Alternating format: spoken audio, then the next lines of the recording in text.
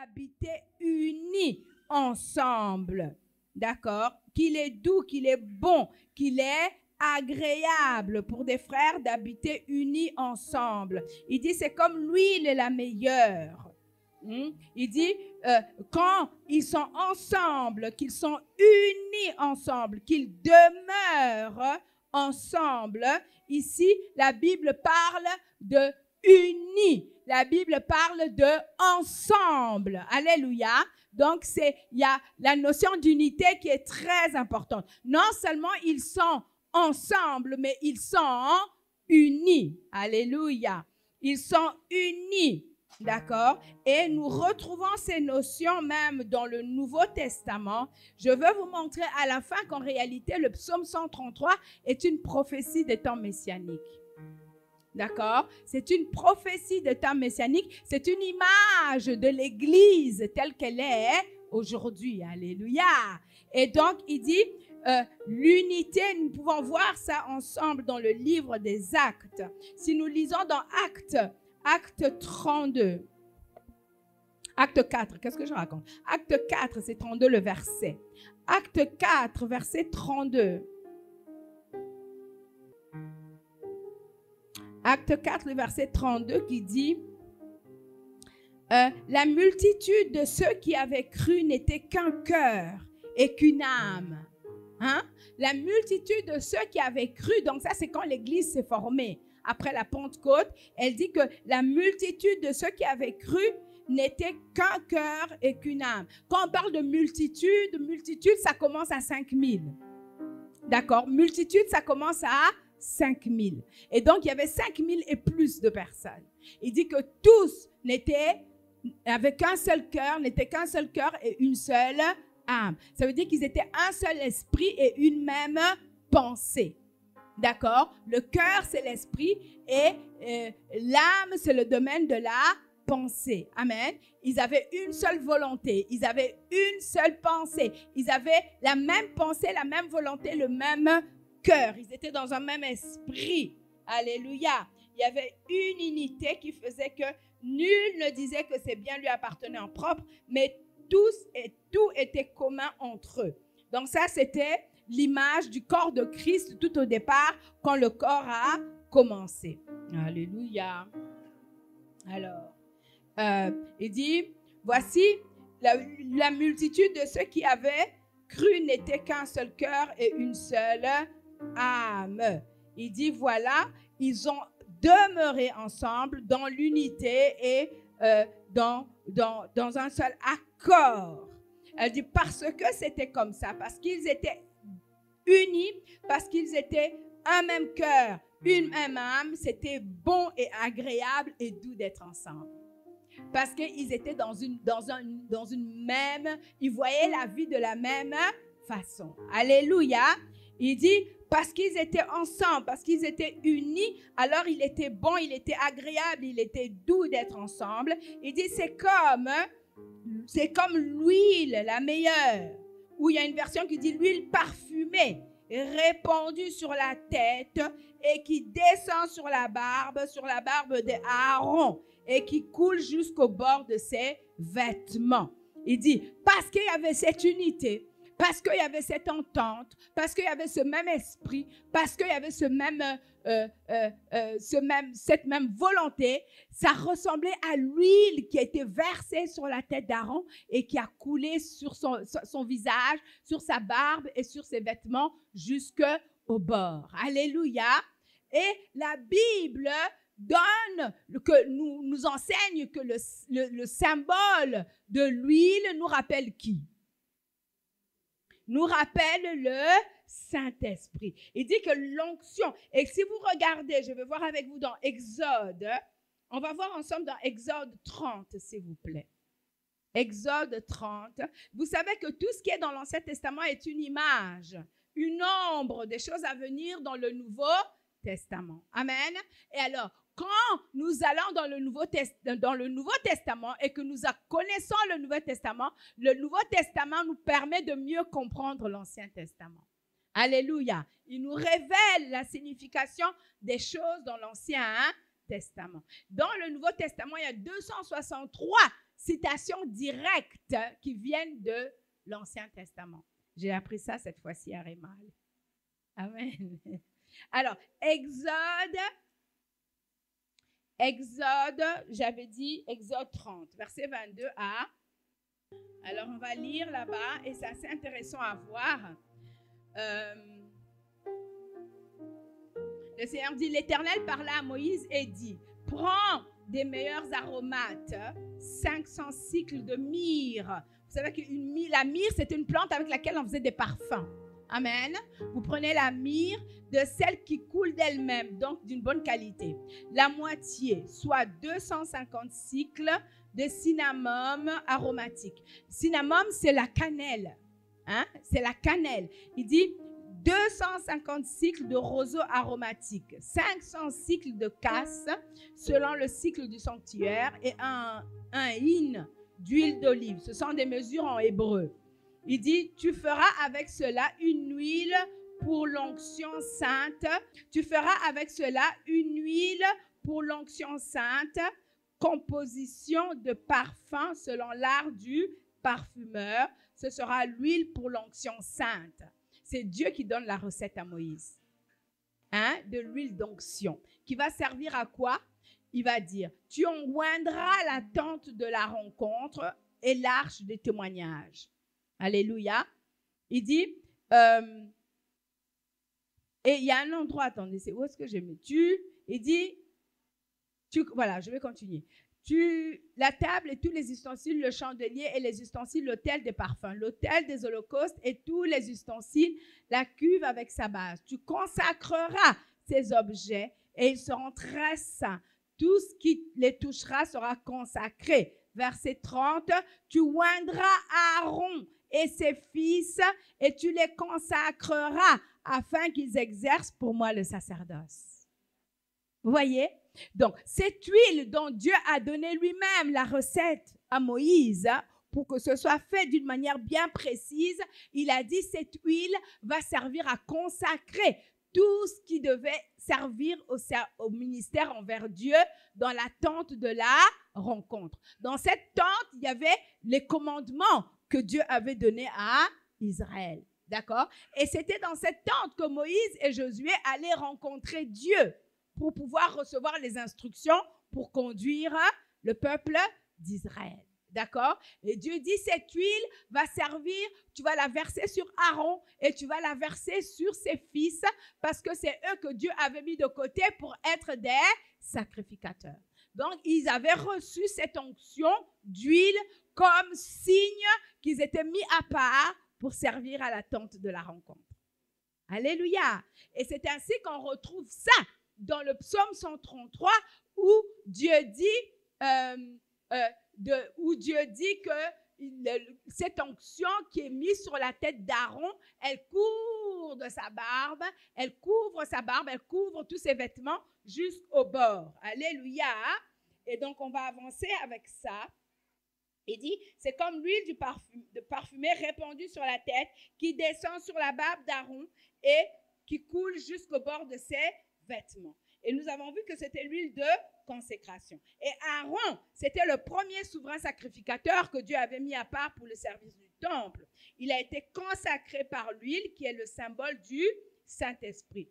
Et donc, cette image du souverain sacrificateur, nous la retrouvons où? Dans Hébreux 4, entre autres. D'accord? Dans Hébreux 4, nous allons lire ensemble. Hébreux 4, au verset 14. Hébreux 4, verset 14, il dit, puisque nous avons un grand souverain sacrificateur qui a traversé les cieux, qui? Jésus, le Fils de Dieu. Alléluia. Tenons fermement la confession de notre foi. Alléluia. Non seulement Jésus est notre souverain sacrificateur, mais la Bible dit aussi de nous quelque chose de semblable. Nous allons lire ensemble dans 1 Pierre. Un instant. C'est pour ça que je ne le trouvais pas. Voilà, j'avais bien souligné ici. Il dit, vous par contre, vous êtes une race élue, un sacerdoce royal, une nation sainte. Alléluia. Un peuple racheté afin d'annoncer les vertus de celui qui vous a appelé des ténèbres à la lumière. Alléluia. Vous êtes un sacerdoce royal. D'autres versions disent que vous êtes un peuple de sacrificateurs. Alléluia. À l'époque, c'était Aaron et ses fils. Mais quand Jésus est venu, Jésus a repris la prêtrise d'Aaron, mais sa prêtrise s'est élargie.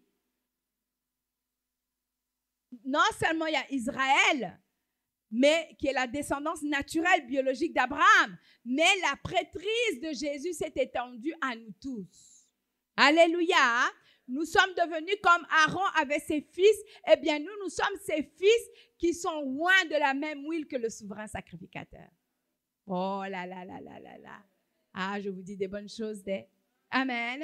Nous, l'onction de l'Esprit qui est descendue sur Jésus, elle est descendue sur tout son corps dont nous faisons partie.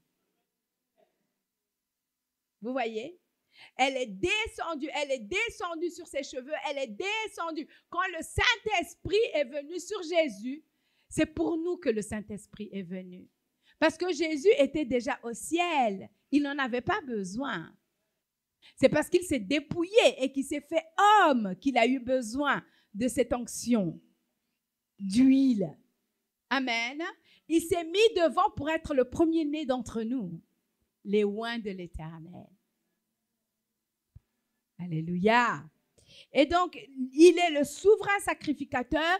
Son sang n'a pas simplement été versé dans les tabernacles terrestres. Il est monté avec son sang dans les tabernacles éternels, dans le ciel où son sang ne finira jamais de valeur. Sur la terre, il fallait renouveler le sang chaque année. Mais son sang à lui est monté dans la présence même de l'Éternel. Et l'Éternel a approuvé ce sang pour introduire une nouvelle race d'hommes.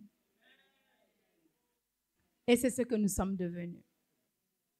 Amen. Donc, nous participons à l'onction du souverain sacrificateur de notre foi. Et nous sommes ces auxiliaires dans le travail du sacrifice, dans la sacrificature, on va dire ça comme ça, pour employer des mots savants. Alléluia. Nous sommes les auxiliaires. Vous voyez, en fait, il y a des religions qui ont essayé d'imiter ça. Vous avez le prêtre avec sa soutane, et puis vous avez les prêtres auxiliaires, puis vous avez les servants.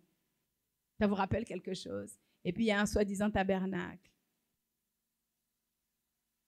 Dans l'esprit, c'est ces choses-là qui existent.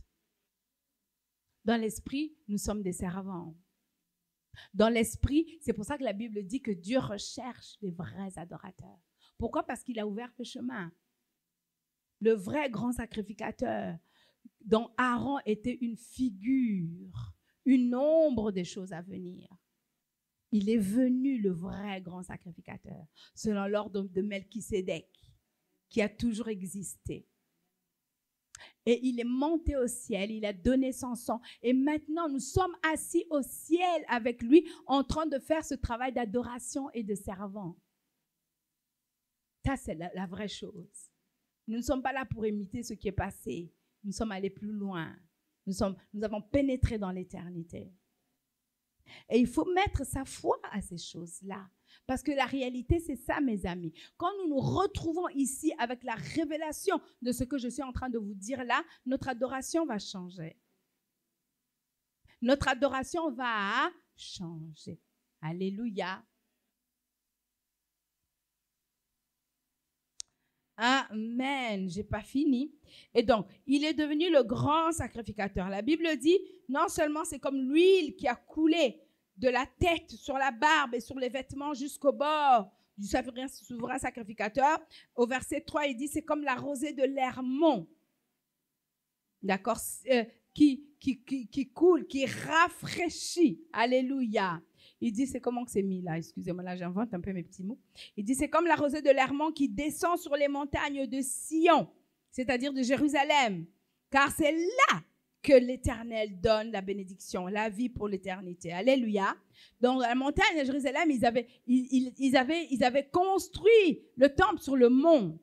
Hein? C'est sur un mont qu'on a construit le temple là. Alléluia, qu'on appelle même le mont du temple. Et alors, on a construit ça là-dedans. Ils disent que quand ils sont montés en pèlerinage pour se retrouver à Jérusalem, quand ils sont arrivés dans le temple, là où était le Seigneur, il dit c'est comme la rosée sur le mont Hermon. Le mont Hermon, c'est une montagne qui est au nord-est d'Israël, à la frontière du Liban, d'accord, qu'on appelait aussi la montagne sacrée. D'accord? Il dit c'est comme la rosée qui descend sur le mont Hermon. Alléluia. Et la rosée, c'est de l'eau. Vous êtes d'accord avec moi? Et quand la rosée est là le matin, c'est ainsi que le matin dans nos tropiques, quand il y a la rosée qui est descendue, le matin il fait un peu plus frais que quand il sera midi. Amen. Et cette rosée aide à arroser la terre. Même à la saison sèche, la terre est arrosée et les plantes peuvent pousser. Alléluia. Il dit c'est comme la rosée qui descend sur le mont Hermon et qui rafraîchit le mont Hermon. Et si vous regardez dans le livre des Actes, toujours dans le livre des Actes, vous allez voir comment c'est mis là en parallèle, c'est très beau. Aujourd'hui, c'est un peu une méditation sur le livre, sur les psaumes. Je suis contente de faire ça. C'est des petites études que moi j'aime. Alors, on va lire ensemble dans Acte 3, verset 20. Acte 3. Donc ici, c'est un deuxième discours d'évangélisation que Pierre a fait. Et à la fin de son discours, on va commencer au verset 19. Acte 3, 19, il dit « Repentez-vous donc et convertissez-vous pour que vos péchés soient effacés, afin que des temps de rafraîchissement viennent de la part du Seigneur, qu'il envoie celui qui vous a été destiné, le Christ Jésus. » Alléluia. Et si nous lisons dans Acte 2, 38, vous allez voir, il y a un petit parallèle là.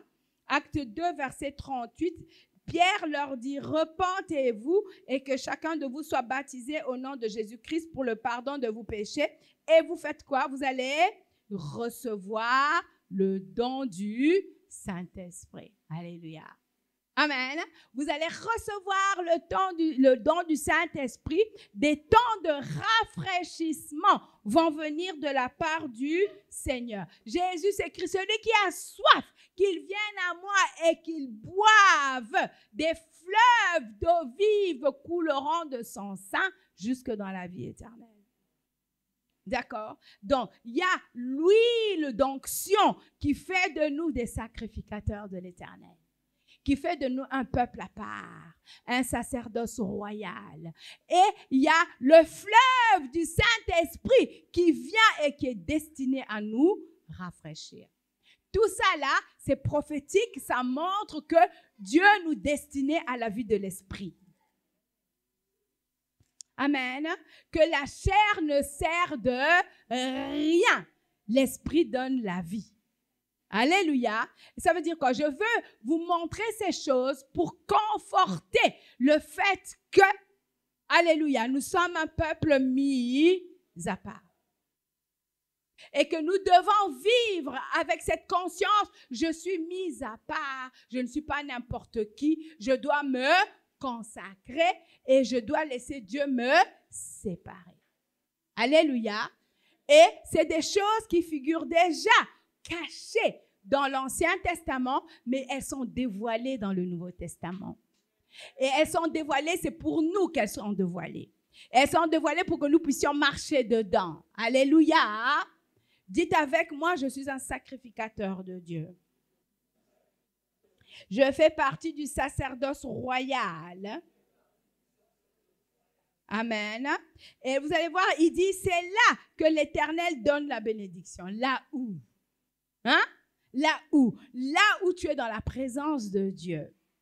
Là où tu as compris ce que Dieu a fait pour toi et de toi. Alléluia. quand tu es dans cet endroit. Mais ça fait aussi référence quand nous nous rassemblons en tant qu'Église. Ouh, c'était cantique des montées, n'est-ce pas? Amen. Quand nous nous rassemblons en tant qu'Église, nous venons pour offrir nos sacrifices, puisque nous sommes des sacrificateurs. Nous venons offrir nos sacrifices, nous venons rendre ministère à Papa Dieu. D'accord? Nous emmenons nos sacrifices et nous, grâce à Dieu, ce ne sont plus des bêtes que nous devons venir égorger. Alléluia. Nous apportons des sacrifices de louange, le fruit de lèvres qui confessent son nom. Nous faisons monter notre adoration vers le Seigneur. Et qu'est-ce qu'il dit? Quand nous faisons cela dans l'unité, ensemble, d'un même cœur, d'une même pensée, qu'est-ce qu'il dit la promesse? Il dit, c'est là que l'Éternel donne la bénédiction. D'accord? La vie pour l'éternité. C'est dans l'unité, il donne la bénédiction. La bénédiction, c'est quoi parfois? C'est la sagesse pour ce que nous devons faire. C'est les idées dont nous avons besoin pour prospérer. D'accord? C'est la guérison de nos corps et de nos âmes. Alléluia. C'est la communion, la douce communion avec lui, de le connaître. Alléluia. Amen. Quand nous faisons cela, Dieu se manifeste au milieu de nous, mes amis. Amen. Cette onction devient tangible et Dieu nous parle. C'est pour ça que quand nous venons, nous devons nous préparer, nous dire, je monte avec mes frères et sœurs pour être dans la présence de Dieu ensemble. Alléluia. Ouh, je parle à quelqu'un. Amen. Et donc, nous faisons cela pour pouvoir laisser Dieu se manifester au milieu de nous. On va lire dans Acte 2. Je vais finir avec ça. Acte 2, 41, 42. Il dit, ceux qui acceptèrent sa parole, donc la parole de Pierre, furent baptisés et en ce jour-là furent ajoutés environ 3000 âmes. Alors, verset 42, c'est mon intérêt là. Ils persévéraient dans l'enseignement des apôtres, dans la communion fraternelle et dans la fraction du pain et dans les prières. Ils faisaient quoi? Ils persévéraient dans l'enseignement des apôtres, dans la communion fraternelle et dans la fraction du pain et dans les prières. Alléluia. Ça veut dire quoi? Ça veut dire que c'était la vie de l'Église. Amen. La vie de l'Église. Ils venaient ensemble, ils étaient d'une même pensée, ils étaient d'une même âme, d'un même cœur et ils persévéraient dans l'enseignement. Ils persévéraient dans la communion fraternelle. Ils persévéraient dans les prières, dans le fait de manger ensemble, dans le fait d'avoir une vie commune. Ils persévéraient dans ces choses-là. Et on retrouve la même idée dans Acte 4, verset 32. La multitude de ceux qui avaient cru n'était qu'un cœur et qu'une âme. Alléluia. Vous voyez? Donc, il y a cette idée d'unité. Il y a cette idée de communion fraternelle. Attendez, je vais vérifier un peu ce qui est... Oui, on va retourner dans Acte 2. Il y a la même chose qui vient là. Acte 2, 46 à 47. Il dit, chaque jour, avec persévérance, ils étaient au temple d'un commun accord. Ils rompaient le pain dans les maisons et prenaient leur nourriture avec allégresse et simplicité de cœur. Pourquoi je lis tout ça? C'est parce que je veux qu'on sache que nous pouvons vivre une vie commune dans l'esprit et vraiment à cultiver cette unité d'avoir un même cœur et une même pensée. Amen. Et de venir pour offrir des sacrifices à Dieu ensemble, des sacrifices spirituels. Comme nous avons déjà lu d'ailleurs dans Éphésiens 5, 18 à 19, entretenez-vous. Il dit, ne vous enivrez pas de vin, mais soyez remplis de l'esprit. Et entretenez-vous par des psaumes, des hymnes et des cantiques spirituels. C'est la même chose. Alléluia. C'est la même chose. Il dit, entretenez-vous avec cela. Et persévérer dans ces choses et nous pouvons le faire ensemble et quand nous sommes unis dans cette optique, dans cet objectif, nous allons expérimenter beaucoup plus de la vie spirituelle de Dieu qui est au milieu de nous. C'est ça que je veux dire. Amen. Cultivons l'unité. Cultivons l'unité dans, comment je veux dire ça, dans in the purpose. Dans ce que nous poursuivons comme objectif. D'accord? L'objectif, c'est d'expérimenter davantage de Dieu. Pas simplement individuellement, mais en tant que corps. Vous comprenez mon message? En tant que corps, et que nous ayons cette même pensée, que nous ayons ce même cœur pour prendre notre place en tant que sacrificateur et élever Dieu au milieu de nous. Alléluia. Amen. Pourquoi? Pour que cette onction qui est à la tête descende, qu'elle couvre la barre du sacrificateur et qu'elle couvre tout le corps jusqu'au bord des vêtements. Alléluia. Et alors, nous expérimentons ça parfois quand nous venons. Il y a des fois où le dimanche, la louange est très forte et l'onction est très forte et nous avons la présence de Dieu qui descend et nous le vivons. Certainement aussi que vous le vivez chez vous quand vous louez le Seigneur. Alléluia. Mais alors, nous voulons plus de ça. Amen. C'est pour ça que je parle de tout ça. Alléluia. Parce que nous voulons plus de ça. Nous voulons expérimenter davantage de ça. Et pour ceux qui n'ont jamais expérimenté ça, pour ceux qui ne savent même pas de quoi je parle, eh bien, vous pouvez le recevoir en donnant votre cœur à Jésus. Amen. En croyant en Jésus comme votre Sauveur et votre Seigneur. En croyant que Jésus est mort à la croix pour vos péchés et que Dieu l'a ressuscité d'entre les morts. Alléluia. Est-ce qu'il y a quelqu'un qui veut recevoir Jésus aujourd'hui, ici, qui n'a jamais fait? Amen. Dites avec moi, nous sommes une génération choisie, un sacerdoce royal, une nation sainte, appelée pour déclarer les œuvres du Seigneur. Alléluia. Nous sommes une race élue, un sacerdoce royal, une nation sainte, un peuple racheté, afin d'annoncer les vertus de celui qui nous a appelés des ténèbres à son admirable lumière. Je ne suis plus dans les ténèbres, je suis enfant de lumière. Je suis un sacrificateur pour le Dieu très haut. Alors, on va offrir des louanges, puisque nous sommes des sacrificateurs, on va emmener des sacrifices encore ce matin au Seigneur. Alléluia. On va confesser des choses avec nos lèvres. Le fruit de lèvres qui confesse son nom. Alors, dites du Seigneur, tu es mon Seigneur. Alléluia, tu m'as sauvé. Je te loue de tout mon cœur ce matin encore. J'élève mes louanges vers toi parce que tu es un bon Dieu. Je suis un sacrificateur du Dieu très haut. Et c'est grâce à ce que Jésus a fait à la croix. Merci Seigneur. Alléluia. Thank you Jesus. Oh, alléluia. Merci Seigneur. Je viens de ma louange ce matin. Que ton nom soit glorifié. Gloire et louange à toi, Papa. Oh, hallelujah. I give you praise. I give you praise. Re la sambaraya. Oh, ramboya sa ta ta ta ta ta. Oh, je lève ma louange au Dieu qui m'a sauvé, au Dieu qui a donné son Fils pour moi, car Dieu m'a tant aimé qu'il a donné son Fils Jésus, afin que je puisse croire en lui, que je ne sois pas perdu, mais que je sois sauvé. Et je suis sauvé.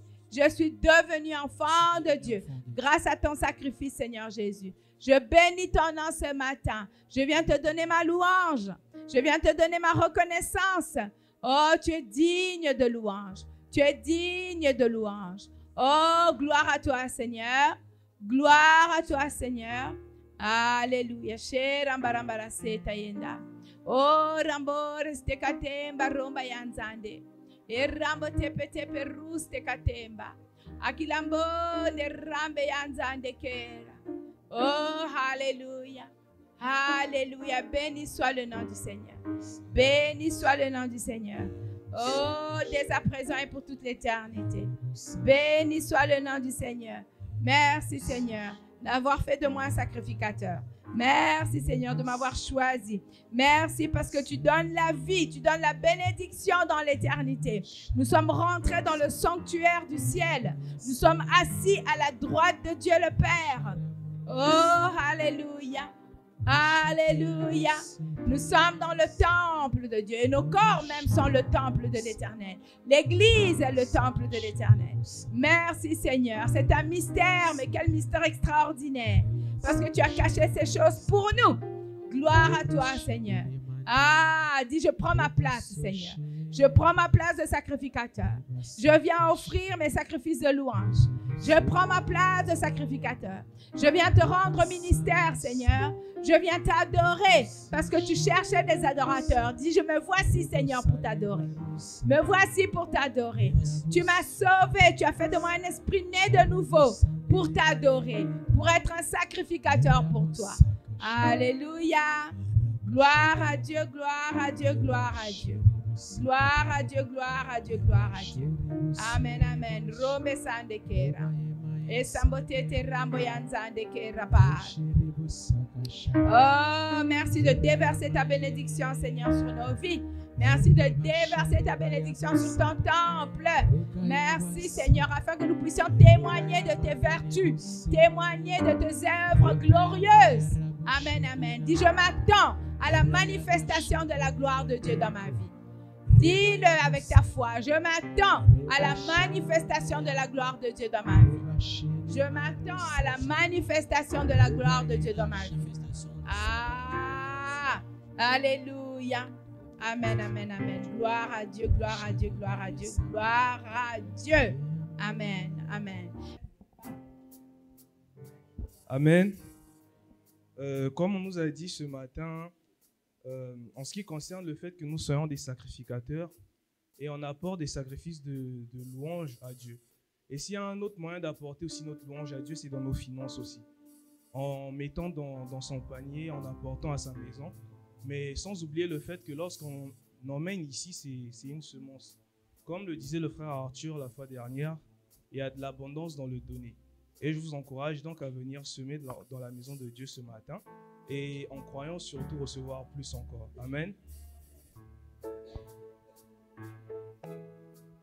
Père éternel, nous voici rassemblés ici, Seigneur, et il y a de l'onction, Seigneur, qui coule du fait que nous soyons tous ensemble rassemblés.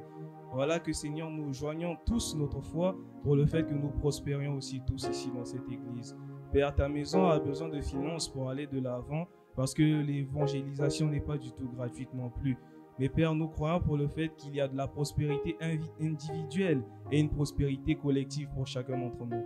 Pour le fait que certaines personnes n'aient pas donné, nous croyons, Seigneur, que la provision arrive, que tout ce que nous allons faire le long de la semaine qui vient sera béni et que nous allons fructifier, Seigneur, nos talents. Merci infiniment, Jésus, pour tout ce que tu fais et tout ce que tu continues de faire. Amen. Amen. Concernant les annonces, le mercredi, il y a saisir les bases dans l'enceinte de l'église à 15h, suivi du culte d'enseignement à 17h. Le jeudi, il y a le club des enfants à Petites Choses à partir de 15h, où certains jeunes font aussi saisir les bases. Le vendredi, notre réunion de prière habituelle dans l'enceinte de l'église à partir de 18h. Le samedi, il y a le club des enfants à Bakongo à partir de 9h. Le nettoyage de l'église, suivi des répétitions des chantres à partir de 16h. Et dimanche, le culte à 9h30. Merci. Alléluia. Alors, je voulais simplement, si vous me permettez, partager un peu mon cœur de pasteur par rapport aux petites choses que je constate à droite, à gauche. Ça fait un petit temps déjà que nous sommes ensemble et je crois que c'est l'année de la consécration, c'est l'année de la séparation et je m'attends à plus de consécration. Alléluia. Je m'attends à plus de consécration, je m'attends à plus de rigueur, à plus de qualité dans le service. D'accord ? Nous sommes tous appelés à servir ensemble. C'est l'église du Seigneur et nous venons servir le Seigneur. Et donc, quand vous êtes de service, j'apprécierais vraiment que vous soyez là à l'heure. Vous pouvez avoir toutes sortes de raisons, mais il y a toujours des raisons. Alléluia. Il faut faire de son mieux. Dites avec moi, je fais de mon mieux. Alors, quand vous vous engagez à quelque chose, une des choses qui montre que quelqu'un est un homme d'honneur, une femme d'honneur, une femme, un homme respectable et d'excellence, comme vous chantez « Je sais qui je suis », il faut le prouver par vos actes. Ça veut dire que si tu as dit que tu vas être là à 8h, eh bien tu es là à 8h. D'accord? Que les autres peuvent compter que ton travail sera fait. D'accord? Je n'ai pas envie d'embêter quelqu'un, mais moi, Dieu m'a appelé à faire ce travail et il ne m'a pas appelé à le faire seul. Il m'a appelé à le faire avec vous. Vous êtes ici parce que Dieu vous a emmené dans ce corps. D'accord? Ça veut dire quoi? Ça veut dire que quand vous venez travailler ici, vous ne venez pas travailler pour moi. Ah! D'accord? La Bible dit que tout ce que nous faisons, il faut le faire comme pour le Seigneur. Et ici, c'est sa maison, c'est encore pire que quand nous travaillons à l'extérieur. Ça, on le fait, on le sait, on le fait pour le Seigneur. Donc, j'aimerais beaucoup que chacun s'engage à faire du travail de qualité. D'accord? Vous, tout le monde veut les bénédictions du Seigneur. Mais tout le monde ne veut pas faire le travail convenable pour le Seigneur. Hein? C'est dans le monde où les gens ne travaillent pas comme il faut, mais ils veulent de gros salaires. Alors, les enfants, s'il vous plaît, est-ce que vous pouvez sortir? Je suis en train de parler sérieusement. Vous dérangez. Allez-y. Vite, plus vite que ça. Plus vite que ça. Et donc, vraiment, j'apprécierais que quand vous donnez une parole, vous êtes là à l'heure. Les louangeurs, le culte commence à 9h30. J'apercevrai que dès 9h, vous êtes déjà là en train de vous mettre en place et de vous préparer. Si on vous avait dit que vous allez gagner 100 000 là-bas, vous seriez là avant l'heure. Avec Dieu, c'est plus que 100 000 que vous gagnez. Donc, vous devez être des gens fiables. Ça fait partie de la croissance spirituelle. D'accord? Il faut être des gens. Je parle vraiment à chacun d'entre nous. D'accord? Vous n'apprécierez pas que je vous dise, ah, aujourd'hui, je suis fatiguée, je ne vais pas traverser ce week-end, débrouillez-vous. Vous comprenez ça? L'apôtre Paul disait, imitez-moi comme je suis imitateur de Jésus. D'accord? Alors, c'est bien beau de mettre plein de... Excusez-moi, je ne vais pas marcher sur les orteils des gens. Je vois plein de statues qui disent plein de jolies choses. Mais moi, je veux les voir vécues ici. La promotion vient de Dieu. Parfois, la promotion que tu attends à l'extérieur passe par ta fidélité dans la maison de Dieu. Parfois, les bénédictions que tu attends qui se débloquent à l'extérieur, Dieu t'attend pour montrer, mon fils, ma fille est devenu fiable, je peux lui donner plus. Mais là où on t'entend, tu ne tiens jamais ta promesse. Il y en a, ça fait 4 ans et 5 ans et 6 ans que je travaille avec vous. Mais je ne vois pas ce changement arriver. Et pourtant, vous avez reçu des révélations. Et pourtant, Dieu vous a béni. Mais je ne vois pas ce changement. Je ne suis pas impressionnée. Moi, je veux savoir en tant que pasteur de cette église que surtout quand je ne suis pas là, tout roule. Que les gens sont là à l'heure. Que je n'ai même pas besoin de m'inquiéter de rien. D'accord? Et ça ne va pas. Je ne vais pas donner des exemples spécifiques. Je crois que par mes paroles, vous vous reconnaissez.